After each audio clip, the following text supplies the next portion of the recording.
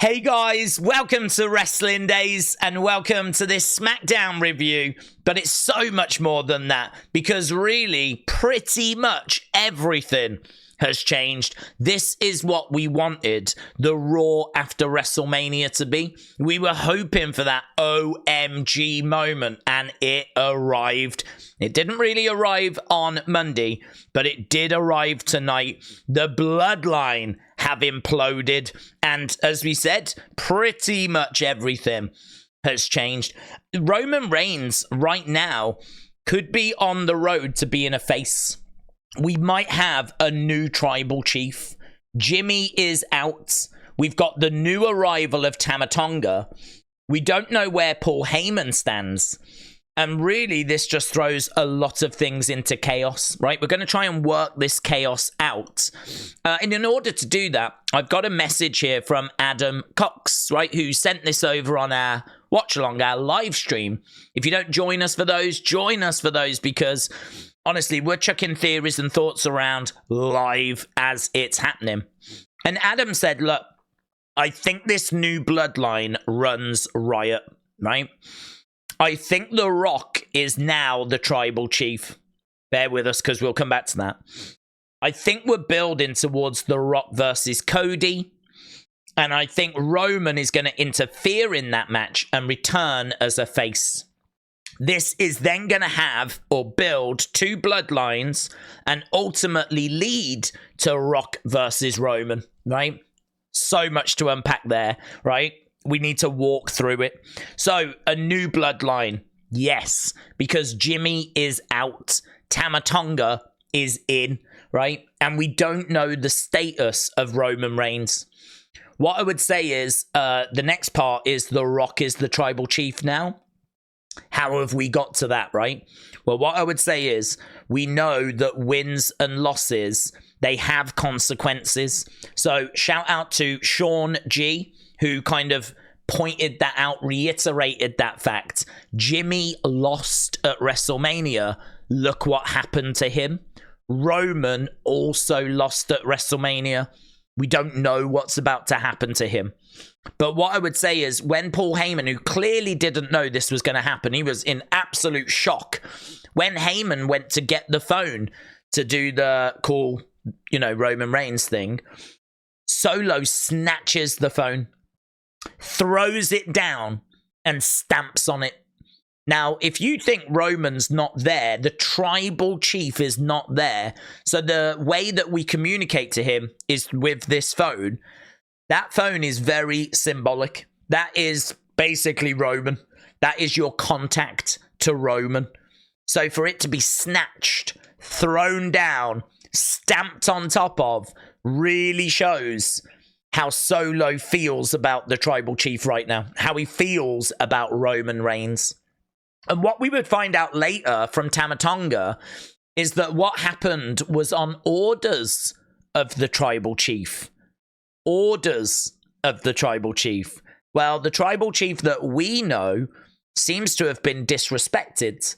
The tribal chief that we know, Roman Reigns, doesn't seem like that's who Solo is acknowledging at the moment, which would imply a new tribal chief, a new tribal chief. Now, that could be Solo. He might be the new tribal chief. I don't think so. I did at the time. I did wonder at the time, but I don't think so because I think they'll want a big reveal, right? So it could be Jacob Fatu. We know that Jacob Fatu is coming in. Could be Jacob Fatu. That would be pretty wild because we've never seen Jacob Fatu in WWE. So to just unveil this person as the new tribal chief, and we've never seen them before, you can do it. It's not a problem. But it probably makes more sense that we go with The Rock. People know The Rock. So it probably makes more sense that The Rock is the new tribal chief because we know that we're building towards Rock versus Roman. So we're building towards Rock versus Roman anyway. So why not have The Rock be the new tribal chief? So Rock as the new tribal chief makes sense. And that's the indicators as to why we're going that way. We know we're getting Rock Cody. Hopefully we get it at SummerSlam. There is rumor about next year's WrestleMania. Hopefully it's SummerSlam. That's a lot sooner. Then Roman can return. We know Roman's going to be absent for a bit now. He's going on extended leave, so we don't expect to see him anytime soon. So all of this change is happening with him away. And he might not even be watching the show because he knows that Paul Heyman, the wise man, can always get in touch with him, right? So if there is a problem, call Roman Reigns, right? But Heyman wasn't able to do that. And I don't know if he can do it now because he might even now be with Solo, be with Tama Tonga. He might not be able to get message to Roman. So Roman might still be in the dark about all of this, right? So when he comes back, when he does finally return, he might come back as a face and go after the evil bloodline, right? And then this will be the build for Roman and Rock.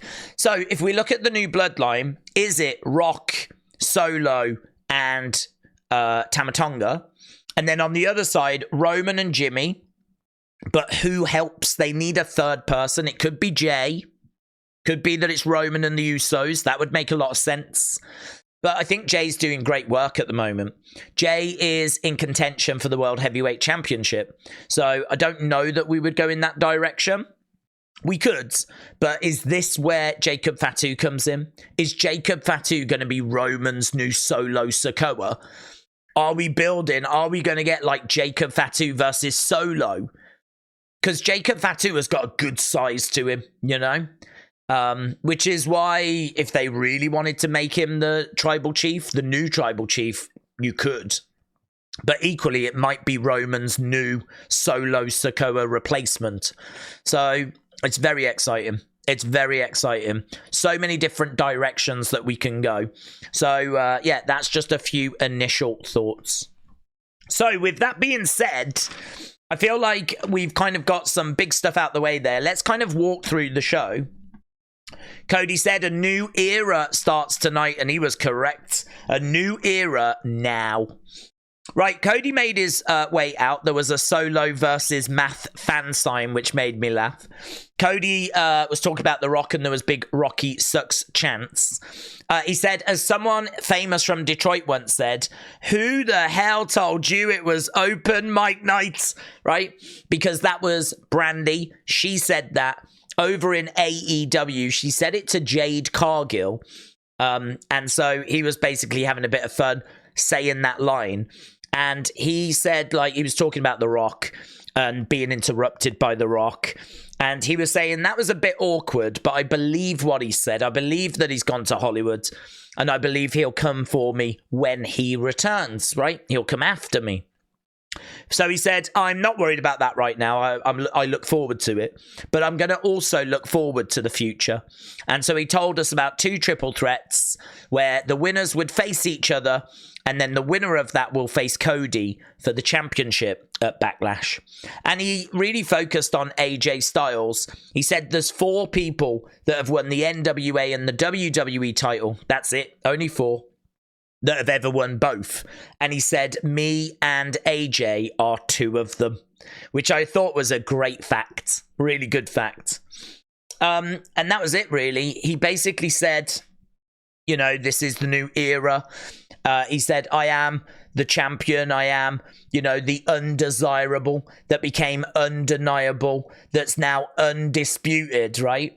I think if they do change the name of this belt, I think they might keep undisputed because I think it's working for Cody. The undesirable to undeniable to undisputed. That's very marketable. So this might be the undisputed WWE Championship. That's certainly what Cody called it. He referred to it as the undisputed WWE Championship. Then we went backstage. Wow, and this was good. So this is when things were okay. Here you can see, look, Jimmy excited to get to the locker room. They find out it's now Cody's locker room. And Paul Heyman said, look, there's consequences to wins and losses. They matter. If you lose, there's a consequence. This is not our locker room now. And from orders of the tribal chief, we have to get that championship back. So let's go. So they go off to a different locker room, really. But you could see that Solo was not happy about this. But that was a big moment backstage, because that was them realizing that they've dropped down the pecking order. And it was also Paul Heyman saying that wins and losses matter. They have an effect. And that's brilliant. Because actually, I think it might have been Road Dogg who famously said wins and losses don't matter. And that really upset the fans, because of course they should. So it's great to see that WWE are making it clear that wins and losses do matter and there are repercussions. Right, this led us to our first match, though. So we got Santos backstage saying that they never attacked Dragon Lee, right? Obviously, Dragon Lee was taken out of the match at WrestleMania, replaced by Andrade. Santos is like, well, the dust has settled, and just so you know, we didn't attack him. So obviously that's gonna, we think, reveal Carlito eventually. But we got our first match. This was LA Knight against Santos Escobar against Bobby Lashley. It got a 96% good rating from the community, which is good. But if you really want to be around that 4-star range, you need to be in the great kind of territory. So it was good. It wasn't great. And it was a win for LA Knight. Basically, we had Legado del Fantasma getting involved. We had the Street Profits getting involved. We had Elektra Lopez. We had B-Fab. Kind of feels like they might be on a collision course. But through the madness, LA Knight was able to pick up the victory and take a big step forwards. Then we got to this segment. Oh my God, this was the segment. So in the ring, Heyman was in there with Solo and Jimmy. Heyman said, "We offer no excuses. We got beat fair and square," which I loved, because they're not saying that Cody cheated or that he was helped. He beat Roman legitimately. This is your champion. We're not making excuses. We took the loss. It's quite a face thing to do. So is this foreshadowing a face turn for Paul Heyman? Paul Heyman was acting a bit different, I thought. So I'm wondering if this was a bit of foreshadowing. Solo said, "You told me that wins and losses matter, right?" And basically Heyman's like, "Yeah. And there's consequences, right?" And Heyman's like, "Yeah." And then Solo moves Heyman out the way, stares at Jimmy, and starts going over to Jimmy. And then he embraces him and he says, "I love you." And it's one of them where you know he's about to put him down. It's kind of like stroking the head of old Yeller before you put him down. But it actually wasn't Solo that put Jimmy down. He was attacked from behind by Tama Tonga. Now, we haven't seen Tama Tonga before. And as we said, Tama Tonga joins us from New Japan. Lots of experience, a lot of credibility, very aggressive. Love it. Love that Tama Tonga is in this group. I think he's a brilliant addition, right? And that's it then. Tama Tonga is attacking Jimmy. Solo joins in. I think there's about 4 Samoan spikes. Solo puts Jimmy in the corner, chair over his head, tells him he loves him, and then collides into the chair, right? So it's kind of like, you didn't do the job. You're still my family. I still love you. I have to do this kind of a thing from Solo. It's brutal. It's ruthless. It made Solo look so good. Made him look so good. Heyman was petrified. He was in the corner. I mean, look at him there. Up here, you can see him in the corner. He just can't believe what he's seeing. And then we get that moment where he tries to call Roman Reigns and Solo snatches the phone and throws it down. And then all 3 of them leave the ring. But Jimmy's down. Paul Heyman is just petrified and he's just going with the flow. Just changed everything, man. It sort of derailed the show in a way, because how do you follow that? How do you follow that? You can't really. Unfortunately, Bron Breakker and Cameron Grimes had to. It was a very short match. It got a good 91%. Bron Breakker getting the victory. Feel sorry for them. That was not a fun spot to be in, trying to follow that Bloodline segment. Then we got this bit here. This was Bayley. So we went to our next bit. Bayley putting the fans over. She was talking about what an achievement this was, and then Tiffany interrupted. Bayley said that she wanted Naomi, and Tiffany said, no, it's her time. It's Tiffy time. Naomi came out, and this leads to a match. So we get Tiffany versus Naomi. The community scored it 93% good, right? 93% good. So this was this. There was where we went to the match. Look at this. This was amazing. This was backstage. This was Paul visiting Jimmy to see what the situation was in the doctor's trainer's room, right? You can see that he comes out and look at his face. He gets asked, is everything okay? He's like, just shakes his head. Then Tama Tonga approaches him, right? And Tama Tonga says, by orders of the tribal chief. And Heyman's like, what does that mean? Because he didn't know about this. The tribal chief never told him about this. And I think it'll be revealed it's because these orders were not from Roman. Roman is not the tribal chief. Oh my God. So we get that. Look how intimidated Heyman is. And then Solo comes over and he sort of looks at his thumb and he smirks. And they both walk away. And look at how Heyman is left. So amazing. So, yeah, there was a CM Punk was right sign in the crowd as well. Naomi picked up the victory, as we said, 93% good, right? Then we got Jade Cargill. She came out with Bianca, and it seems like they're going after tag titles. They took on Chelsea and Piper Niven, and of course they got the win. It was very short. Jade pinned Chelsea, 89% good. And the reason why I said it looks like they're going after the tag titles is because there was an exclusive interview after Smackdown where they made their intentions clear. So it looks like Jade and Bianca are a tag team in the short term for now. So it's good. I'm definitely here for it. I thought these two would team at WrestleMania, and they did. We just got Naomi as well, right? So we got that. Logan was backstage asking, are the fans mad? Or he wasn't backstage, so it was a video package. He asks, are you mad that like he's still the champ? He pointed out that he had contributed massively to the social success of WrestleMania.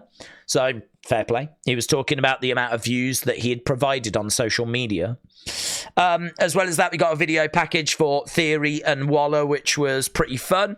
And of course, Naomi won, so it means that she goes forwards and gets her opportunity against Bayley. So next week, WWE Women's Championship match, Bayley versus Naomi. This then got us to our main event. Kevin Owens against AJ Styles against Rey Mysterio. AJ Styles hitting a Styles clash on Rey on top of Kevin Owens. It was sick, but it gave AJ the win, right? And then the show ended with AJ and LA Knight just sort of trash talking each other. These two will face next week in a WrestleMania rematch. Winner faces Cody. I think the winner will be AJ Styles. That way Cody faces a heel. Doesn't really make much sense doing face versus face at this stage. So I think AJ Styles will be the winner. Probably cheating. But yeah, so good. What an episode. This thing was just solid. It had an OMG moment. We had lots of stories being progressed. And as we said, I mean, look here, the exclusive interview. After what they call light work, Jade and Bianca state their intentions for tag team gold. So they're coming for the gold. And as well as that, we know that Chelsea and Piper, they're going to be in action on Raw against Kaden and Katana. They weren't happy about how things went down, but they are going to be in action on Monday. They also had a little confrontation with Alba and Isla. The other thing that we need to talk about is the glitch. During the tag match with Jade and Bianca, there was a glitch, and it said, you forgot about us in the corner. You forgot about us. Now, the us is very interesting because that means more than just Howdy. So is it Alexa? Is it Joe Gacy? Is it Rowan? Is it Braun? Is it the Firefly Funhouse puppets? Like, who's coming? Who's us? So we don't know at this point. but it was pretty cool. And also, I don't know if it was a commercial break or just before, but we did get the song Nightbird being played. So we did get that in the arena. We didn't see it, but it was just for those in the arena. So, I mean, look, people are going to want to know scores, right? Oh, and it's worth saying that that last match, 71% great. People loved the last match. Kevin Owens, AJ Styles, Rey Mysterio, 71% great. So, people really enjoyed that. I think this is an 8.25, 8.5. This is better than Raw. And Raw was really good.